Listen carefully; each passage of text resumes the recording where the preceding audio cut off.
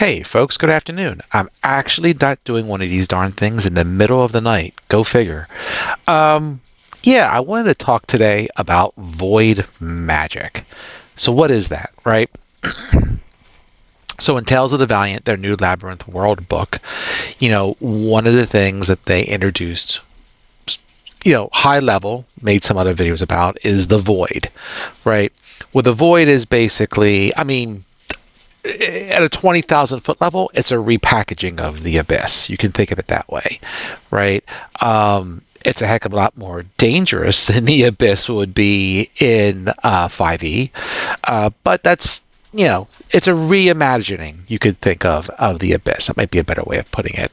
And as such, there are magic spells in the labyrinth which draw the power of the void, right? Just like if you were trying to create someone who was evil and was following the ways of hell and were summoning demons and I don't know, hellfire or whatever, right?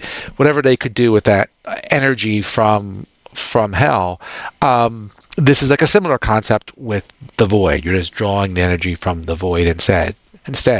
And similarly, the if you kind of look through the book, it's pretty well stated that people who dabble in this in void magic is not exactly looked positively. Just like if you were dabbling in hell magic somehow, you wouldn't be looked very positively either by most of society. So what I did here is I kind of went through the Labyrinth World book, basically searched the spells that were in that book for the word void, and quickly summarize them here. And I'll, just kind of talk through them real quick and see how interesting they are or aren't, right? As kind of, in a sense, a new, I don't want to say category is the right way of putting it, but a new themed types of spells. So I'm just going in alpha order. If you want to pull up your copy of the World Book and follow along, feel free. Just go to the spell section descriptions and search for void, and off we go. So the first one, and there's about 15 of these, just to foreshadow here, I'll try and go through as quickly as possible, is Body of Ruin. So this is an 8th level spell. There is a con save and concentration tied to it, and basically you are, we'll say, infusing someone with the energy of the void. And then that target has a choice. The target itself has a choice of either keeping that energy inside it and basically taking 5d10 damage, or they can release some of the energy, in which case they'll take 2d10 damage and 3d10 to people around it. Looks like within 10 feet, right? And the target of this is one individual humanoid, right? It says humanoid. I would take it you could do this to any creature, but I don't know why it would be limited to humanoids. But regardless, right? If the creature dies from this damage, they are disintegrated, and then you have to bring them back in a harder fashion. I guess I should ask that, whether they really meant to use a humanoid for Body of Ruin. Okay, I'll put that on whatchamacallit, Cold Press's Discord channel. At any rate, that's what you're doing. And to be honest, I'm not a fan of this spell. It's a cool concept. I like it, but 8th level seems too high to me. If you're doing this to an intelligent creature, you zap them, the creature's going to be like, well, my first thought would be to run away from my allies and release the void energy, so I only take 2d10 per round, and wait for my buddies to break concentration. 2d10 isn't that bad for me. I would just stay out of range until the thing passed, right? So 8th level just feels like a really strong uh, level. Well, 8th circle. I'm sorry, I'm old. It's called circle, not levels. And Tales of the Valiant. My bad. So 8th circle for a spell of this feels a little bit too high. Like I think it should be a lower circle. Otherwise, I like the concept, right? Anyway, that's the first one. The next one is Conjure, Minor Voidborn, blah. And there's going to be, I might as well just try and do two in one shot here. Conjure Voidborn. So this is similar to Conjure Animals or Conjure Elemental or Conjure whatever creatures that you would want. Very similar to all those Conjure spells that you've seen in the past. The how many you can conjure depends on what CR they have and so forth. I kind of like it. This is a higher circle than the conjure level spells in 5e, but you're also conjuring for this aberrations and fiends, which to me are potentially nastier, even though the challenge rating might be the same. They tend to have more bells and whistles, and I can see why it would be a higher circle. The other interesting thing is if you actually like try to command them, you do take some damage. You take some psychic damage to try and keep them under control, which I thought was kind of a neat twist. If you're into conjuring a bunch of things, I get it, but these are nasty. These are from the void, the abyss. I like the idea. To be honest, if you were summoning demons or something, I would kind of like to have this put in there. I don't think that ever existed in prior spells. Yeah, I like it. I think it's a cool spell. It gives you more options to conjure, and yeah, otherwise it's exactly what you think it should be. Let's go to the next one, which is Crushing Curse. So this is a cantrip, so it's only going to be what it is, right? Basically, it's a wisdom save, or you take 1d6 psychic, and you're deafened. Which, you know, for a cantrip, it's fine. It's okay. It's hard to get too excited for a cantrip.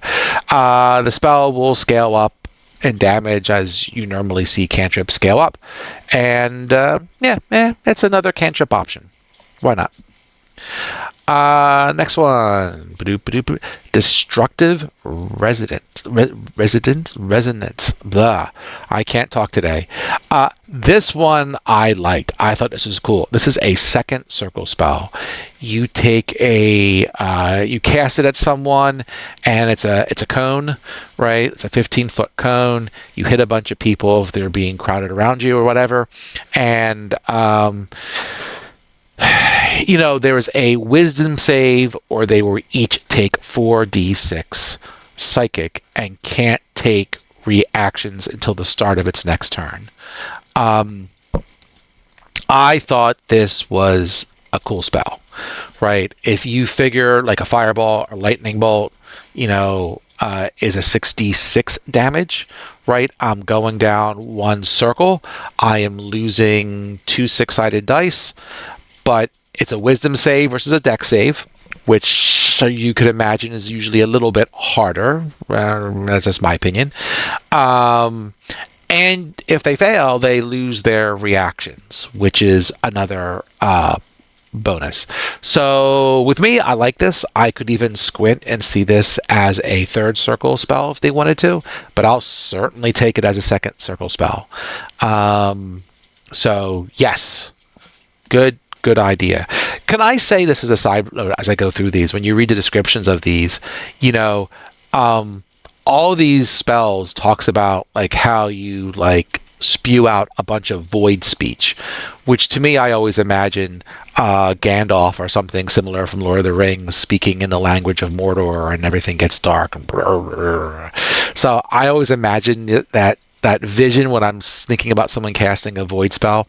So as such, I really want to cast void spells. But as a forever DM, who knows if that will ever happen. Okay, the next one is Eclipse Sight. So this is a first circle spell, and basically this is a reaction spell. So this is kind of cool.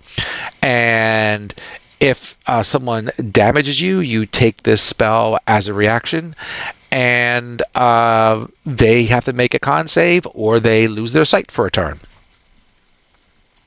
Yep, I like it. Really nice to get smacked by a weapon. You make someone lose their sight, and then you get the hell away from them. You know, always a good thing. It is a con save, so and it's first circle. So I mean, you know, it's nice for the lower levels for sure. As stronger creatures you encounter, and it's probably not going to work. But for a low level spell, yeah, no argument here. I like it. Glimpse of the Void. So this is an 8th circle spell, only for arcane, which I thought was interesting. So with this one, you have a 30-foot cube. The folks have to basically make an intelligence save. We all love intelligence saves. Intelligence needs so much love. Or basically these guys like saw the void and is just a babbling mess. They can take no actions, plural. So, and they just can simply babble and everything else. And if they're going to move at all, 50% chance, they move in a random direction. So you can basically use this to disable a whole bunch of people in a 30-foot cube. And the other interesting thing about this is, and I like this in general, like if you fail a save, looking through this, you do not keep getting saves every round. So you could just cast this on an area, and if they fail the the intelligence save, they're basically a mess for 1 minute, and they're not going to get out of it unless someone breaks your concentration. So, yep, it's cool. I like it. 8th circle, I guess maybe. It's always tough to try and figure out where 7th and 8th circle should be roughly. But I like it enough, the fact that it's an end save and you can really incapacitate a large number of people for a period of time. I guess I'll give this an 8th circle. I can't complain too much about that. I'll have to look at the 7th and 8th circle spells later to see if I agree with that later. Life Drain. This is a awesome spell. So it's a 6th circle spell. And in this, of course, you do the void speech thing. And you can point to a spot 90 feet away and then 15-foot radium? Okay, it's supposed to be radius. I don't know. Spell checker went bad. 15-foot radius around that point. Basically, people have to make a con save, and they have to take 10d6 damage, or half on failed, of course. But if they fail, then half of the hit points that creature took can be restored to another creature. So think about this for a second. If you have 3 creatures that are in a 30-foot diameter radius, and you zap all 3, and then they say they all fail just for funsies, they all fail, then half of the hit points they lost, you can restore to 3 of your team members, or all to 1 team member, or whatever. There's nothing in the spell that says it can't go to the same team member more than once. So you can zap multiple bad guys and heal multiple good guys. It's basically a better life transference spell, which exists in 5e. I don't think it exists in TOV. So, yeah, sign me up for this. I like this one. I like it. Maddening Whispers, whatever, yes. So this is a second circle spell, and basically you make a charisma save or you're incapacitated for 1 minute. There is no concentration to this. There is no save each round.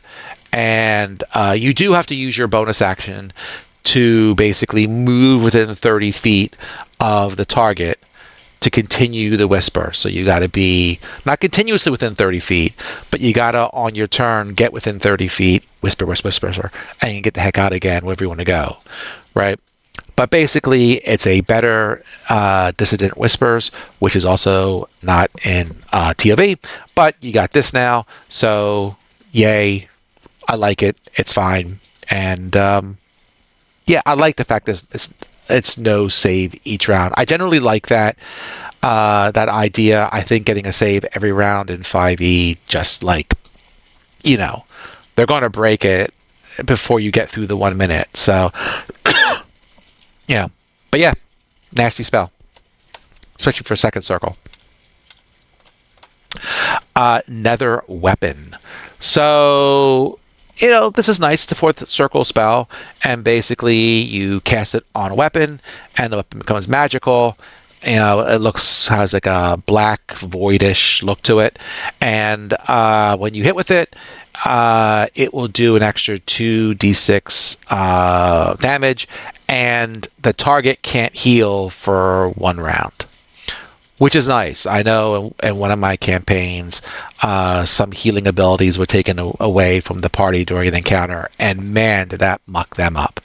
So, yeah, this can be fun. If you're fighting monsters, they don't tend to heal each other, but when you're fighting, NPCs or humanoid types that have healing abilities, this can be cool.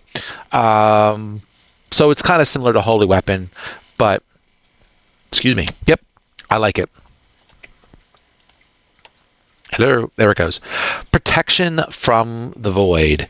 So, it's a second level spell. This is what you would basically think as like protection from evil and good and all that kind of good stuff. This protects you from basically necrotic and psychic damage. A second level arcane spell. And it does what you think it does, right? And it's on one willing creature. It's not a radius or anything like that. So, yeah, okay. Truth of the Void. So, this is also a first circle spell. So, in this one, basically, it's a wisdom save or be frightened. You give them like a vision of the void. So it's kind of similar flavor to one of the other spells we talked about earlier. And basically, if you fail the save, wisdom save, you're frightened for 1 round and you have to drop your weapons and run. So it kind of feels like Cause Fear. Kind of a similar flavor to it for sure. It is only 1 round. It's not like a continuous thing. But what I write here over top of myself? Oh, wait, only 1 round, but no concentration. Right. So, you could theoretically, frighten someone and not have to worry about concentration, which, they usually save after a round or 2 anyway. So I like the fact that, maybe you have an opportunity to do something else or what have you. So, yeah, all good. So, kind of Cause Fury. Void Riff. All right. So, this is a 6 circle spell. And basically you cause a void rift, right? So a rip to the void, and it's a 30-foot area, and you have to make a strength save. If you strength save, you get pulled 15 feet. If you fail the strength save, you get pulled closer to this thing on your turn, and then if you get within 5 feet of it, you'll take 5d10.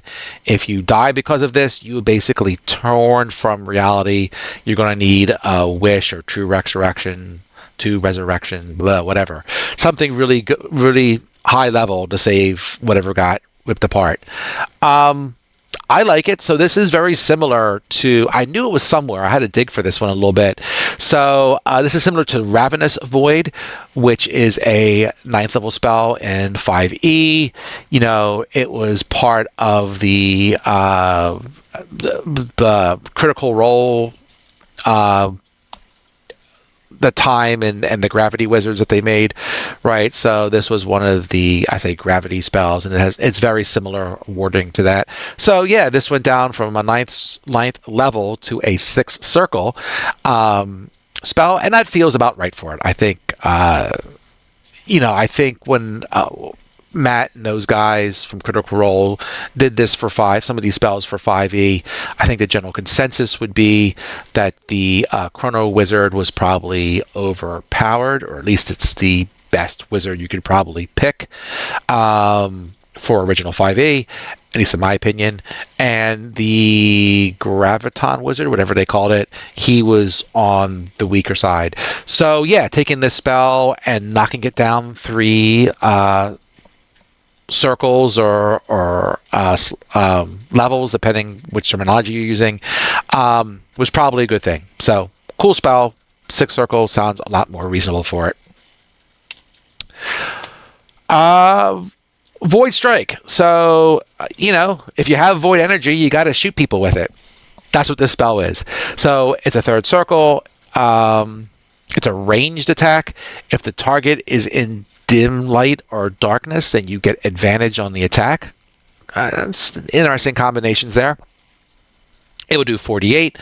The creature would be frightened until next turn. Now, some cool things about this. One is there's no saving throw for being frightened here. It says nothing about that.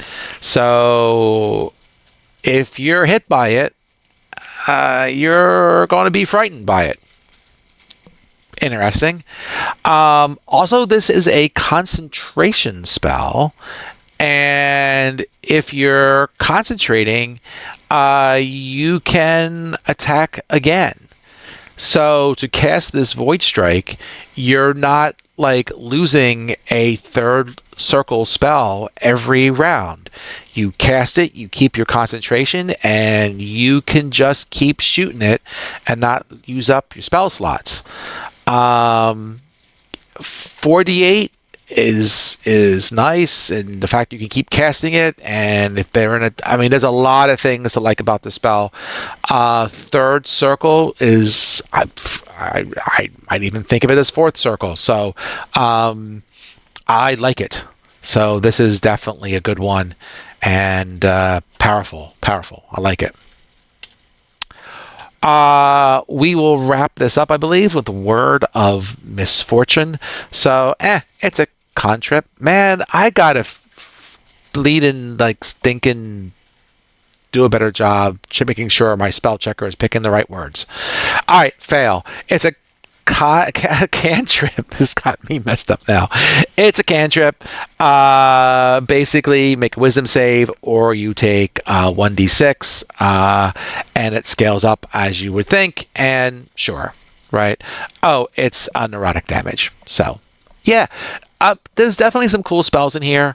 A lot of things I think to like. I think out of overall, it was just that first spell that was a circle that I thought was a little bit over the top.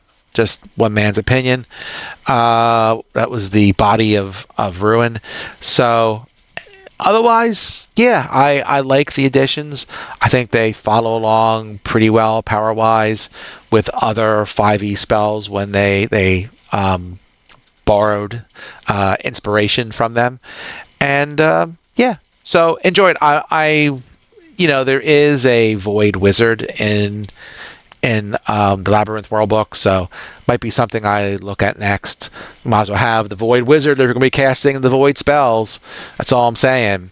And of course, the Warlock will have access to this. Most of these spells as a weird caster. The witch is also going to be a weird caster, so you can that'd be the first full weird caster. So some of these things like Conjure, Voidborn, and stuff like that, you know, unless you're like an arcane caster, again, you know, my complaint from another video, weird spellcasters feels like junior arcane casters, because all these spells for the most part are being used by arcane. There's even ones in here that can't be used by weird, but they can be used by arcane. So I hope that the player's handbook 2, player's handbook, man, I'm old, player's guide 2 from Cobalt Press is going to have unique weird only spells to give things like Warlock and Witch a bit better flavor, as opposed to just, you know, like I said, junior wizards. That's it. I hope you enjoyed this overview. If you haven't picked up the Labyrinth War book, I think it's cool, so I'm pretty happy with it. Can't wait for Cobalt Press to catch up on getting some of the electronic stuff out for all these books I picked up recently. Hint, hint.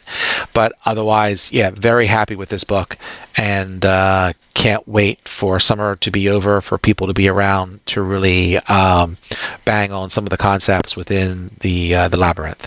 So hope everyone have a good night, day, whatever it is for you, and talk to you soon. Bye.